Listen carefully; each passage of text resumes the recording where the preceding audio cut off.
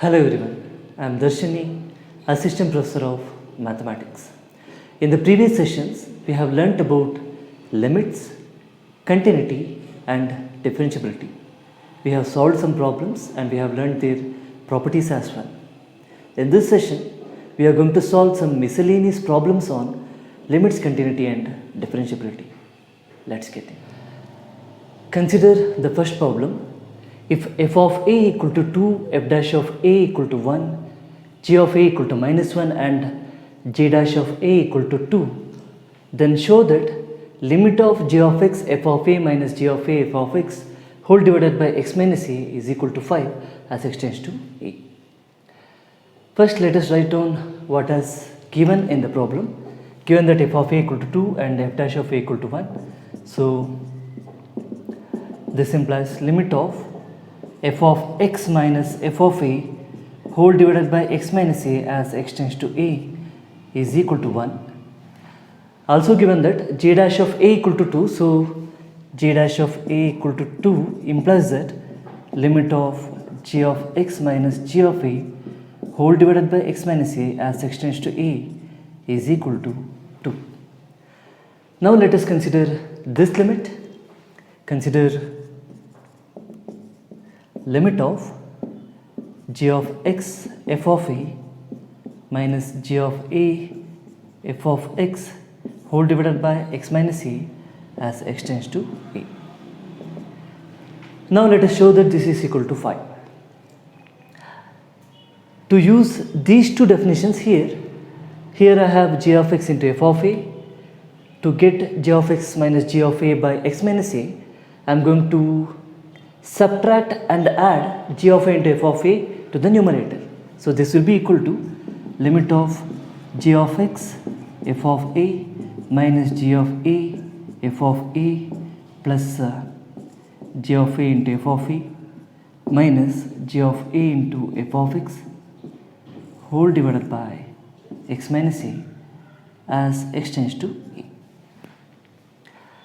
Now if you observe here, in the first two terms I can take f of a as common and the next two terms I can take g of a as common.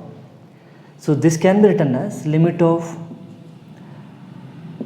f of a into g of x minus g of a minus, if I take g of a as common, I get here f of x minus f of a whole divided by x minus a as x tends to a.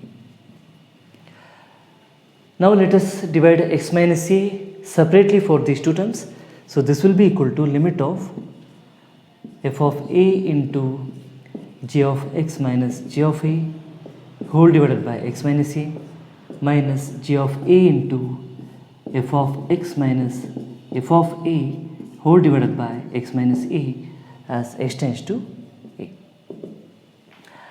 By the definition of differentiability, the derivative at a point a, f dash of a is this limit. So limit of this is equal to g dash of a and limit of this is f dash of a. So I get here f of a into g dash of a minus g of a into f dash of a. All these values are given in the problem, so I substitute here. F of a is 2 into g dash of a is again equal to 2 minus g of a is minus 1 into f dash of a is 1. 2 into 2 4, 4 plus 1 is equal to 5. Hence the proof. Consider the next problem. Show that the function f of x defined by sin 3x by x when x not equal to 0, f of x equal to k when x is equal to 0 is continuous at x equal to 0 only when k equal to 3. First,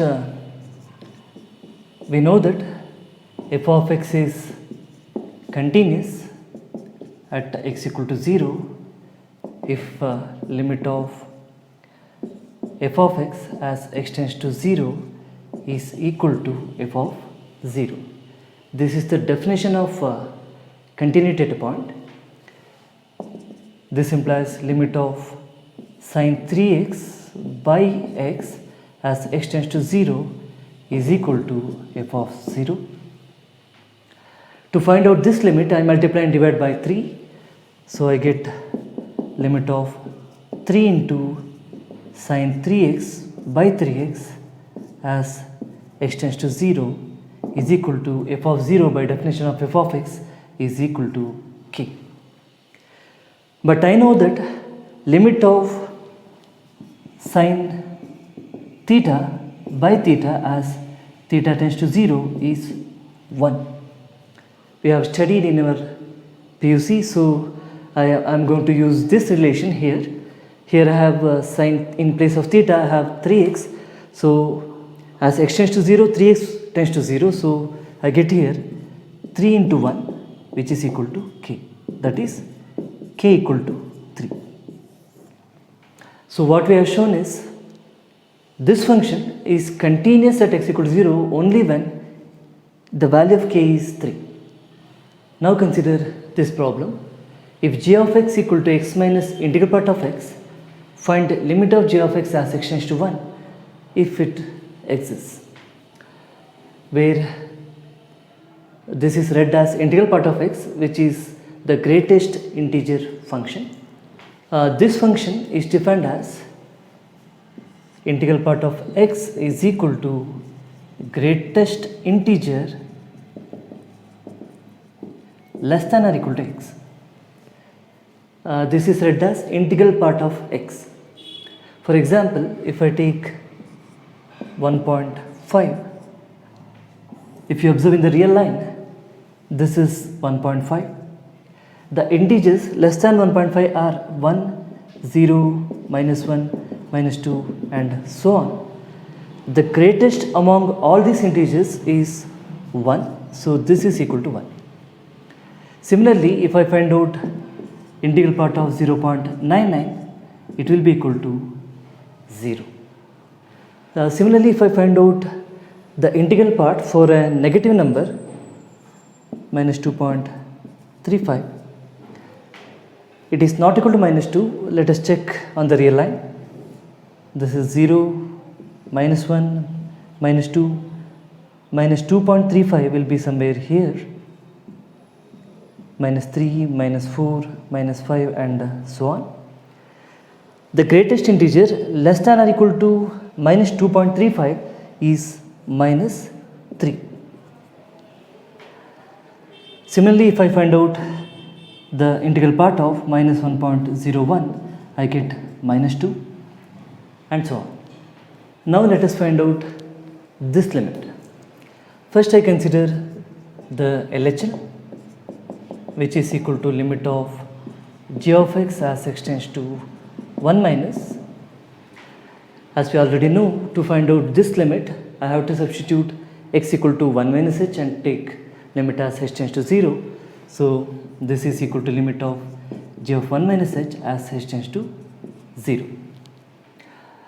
If I see this point on the real line, 0, 1, 2, minus 1 and so on, this point will be somewhere here. So the integral part of 1 minus h is 0.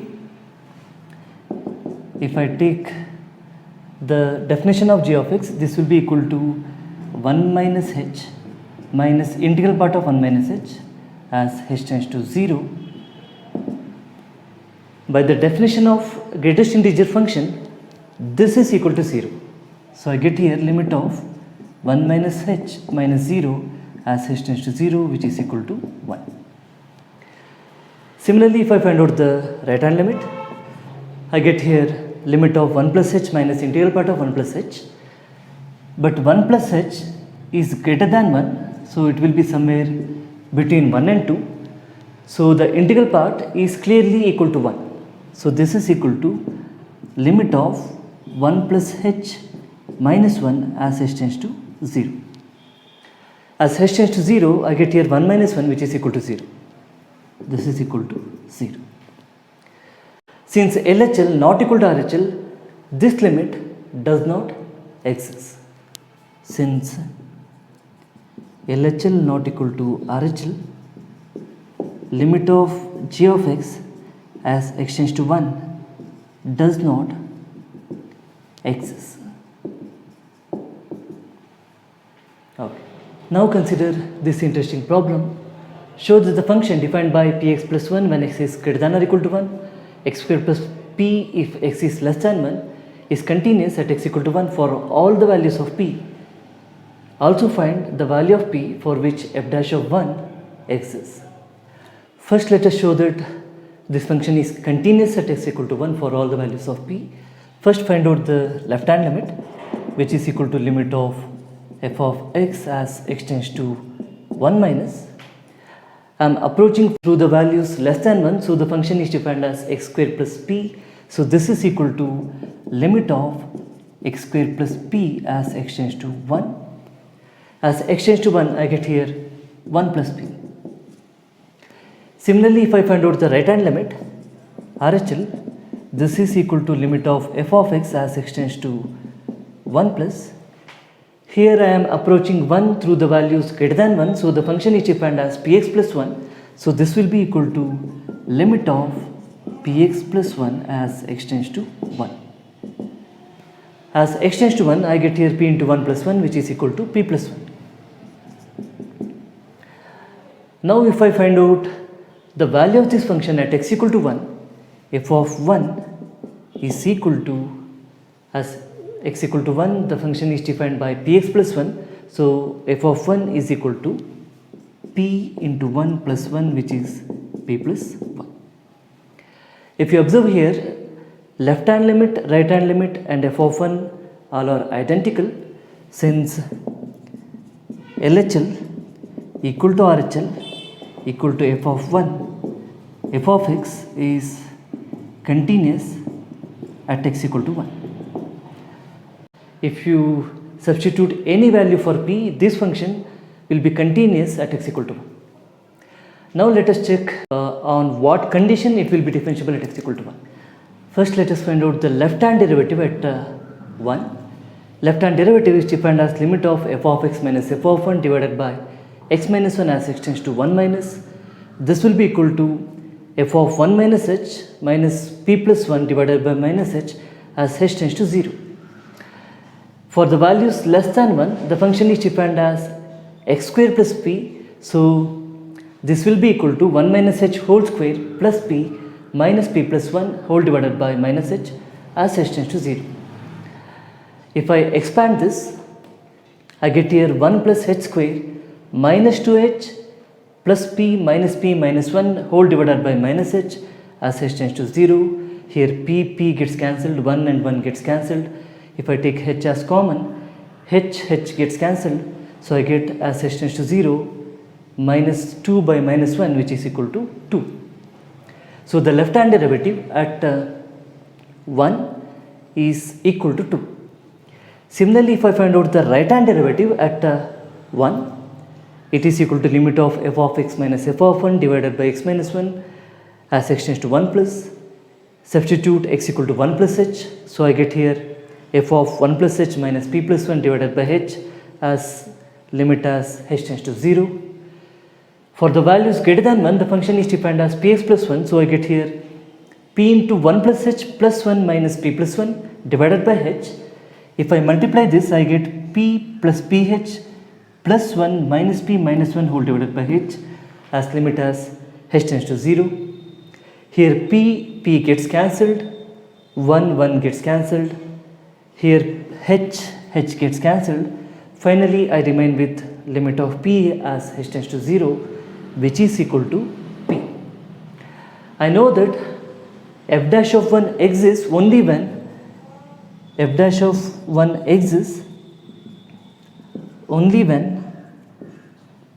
LHT equal to RHT or 2 equal to p. That is, if p is equal to 2, then f dash of 1 exists, otherwise f dash of 1 does not exist. So what we have shown is this particular function is continuous at x equal to 1 for all the values of p, but it will be differentiable at x equal to 1 only when the value of p is equal to 2. Let us consider one more problem. if f of x is equal to ax square plus b when x is less than or equal to 1, bx square plus ax plus c if x is greater than 1 is continuous and differentiable at x equal to 1, find the condition relating a, b and c. First, let us use the fact that this function is continuous at x equal to 1. So, LHL is equal to RHL at x equal to 1. First, let me find out the left hand limit and right hand limit.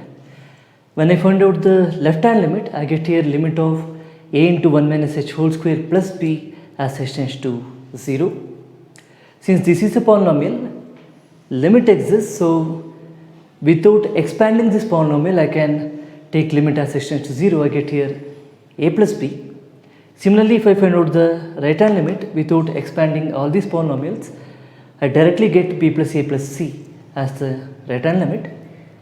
Since given that f of x is continuous at x equal to 1, LHL will be equal to RHL at x equal to 1. So, I get here, since LHL is equal to RHL, we should have a plus b is equal to b plus a plus c. Here a plus b and b plus a gets cancelled, I get c is equal to 0. Now, given that this function is differentiable at x equal to 1, so that the left hand derivative at x equal to 1 is equal to right hand derivative at x equal to 1. First, let me find out the left hand derivative, which is equal to limit of f of x minus f of 1 divided by x minus 1 as x tends to 1 minus.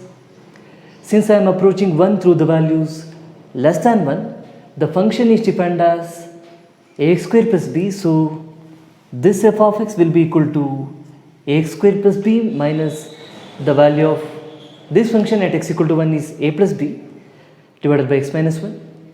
If I simplify this, I get here x square plus b minus a minus b whole divided by x minus 1 as x tends to 1. Here b gets cancelled. If I take a as common, I get x square minus 1, which is equal to x minus 1 into x plus 1. Here x minus 1 and x minus 1 gets cancelled. As limit as x tends to 1, a into 1 plus 1 will be equal to 2a. Similarly, if I find out the right hand derivative at 1, which will be equal to limit of f of x minus f of 1 divided by x minus 1 as x tends to 1 plus. So, we are approaching 1 through the values greater than 1. So, the function is defined as this bx square plus ax. So, this f of x is equal to bx square plus ax minus f of 1 is a plus b whole divided by x minus 1. Now, in these two terms, take b as common, so I get b into x square minus 1 plus in these two terms take a as common, I get plus a into x minus 1 whole divided by x minus 1 as limit as x tends to 1.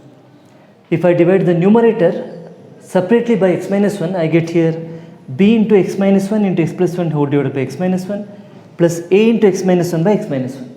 Here these two terms will be cancelled, here these two terms will be cancelled. As x tends to 1, I get here b into 2, which is 2b plus a, 2b plus a. As left hand derivative is equal to right hand derivative, these two are equal, since left hand derivative at 1 is equal to right hand derivative at 1. We have 2a is equal to 2b plus a. This implies that a is equal to 2b. First, when we used the fact that f of x is continuous at x equal to 1, we got c is equal to 0. Here we are getting that a equal to 2b. So, the condition relating a, b, c is a equal to 2b and c equal to 0.